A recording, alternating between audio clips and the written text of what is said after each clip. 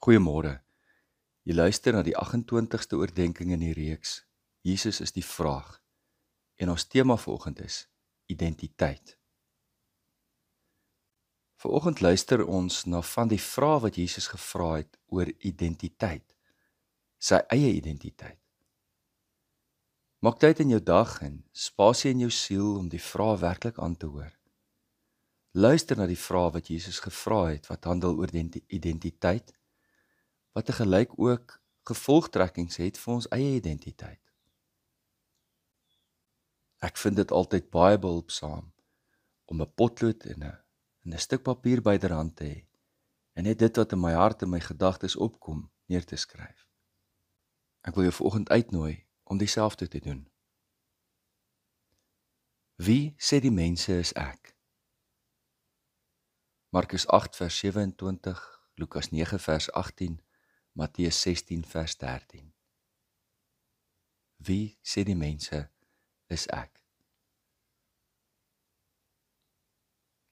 Maar julle, wie sê julle is ek? Markus 8 vers 29, Lukas 9 vers 20, Matteus 16 vers 15. Waarom noem jy my goed?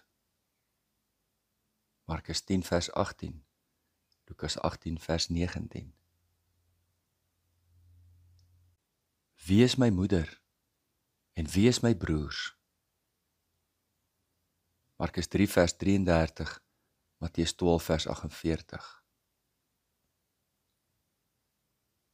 Wat sê julle van die Christus? Wie se seun is hy? Matteus 22 vers 42. Ek is al so lank tyd by julle, en het jy my nie leer ken nie, Filippus? Wie my gesien het, het die Vader gesien. Waarom sê jy dan, wys ons die Vader? Glo jy dan nie dat ek in die Vader is, en die Vader in my nie? Johannes 14 vers 9. Neem jou tyd om elkeen van hierdie vrae te hoor, werklik te hoor, en te oordink. Waarom sou Jesus vra oor sy eie identiteit bly vra? Dink jy dat mense Jesus se identiteit dadelik gesnap het? En sommige dit ooit gesnap het? Wat is die gevolge daarvan dat mense nie Jesus se identiteit verstaan nie? Wie sê jy is Jesus?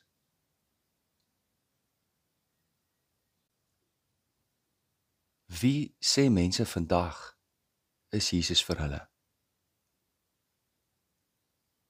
Wie sê jy is Jesus vir jou? Wie is Jesus se broers en susters? Jesus is al so lank aan jou bekend. Ken jy hom? Sien jy die Vader?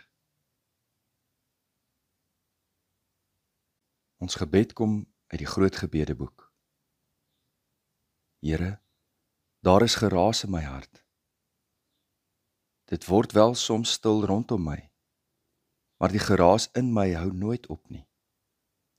As ek besig is, pla dit my nie so erg nie. Dan is dit soos donderweer wat in die verte rommel. Maar as dit stil word rondom my, en ek snags lê en pyns, dan word die veraf gedreene skrikwekkende storm. En die klank is nie die van 'n majestueuse simfonie wat opwerk tot 'n magtige crescendo nie. Nee, dis soos die oorverdowende gekap van potte en panne. Ek voel magteloos in my onvermoë om dit stil te maak hier binne my.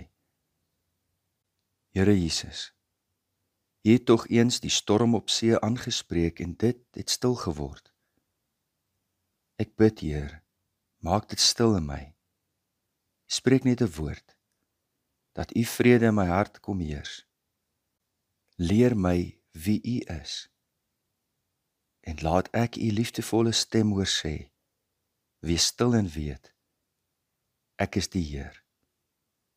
In Jesus naam. Amen. Liefde en 'n geseënde dag vir elkeen.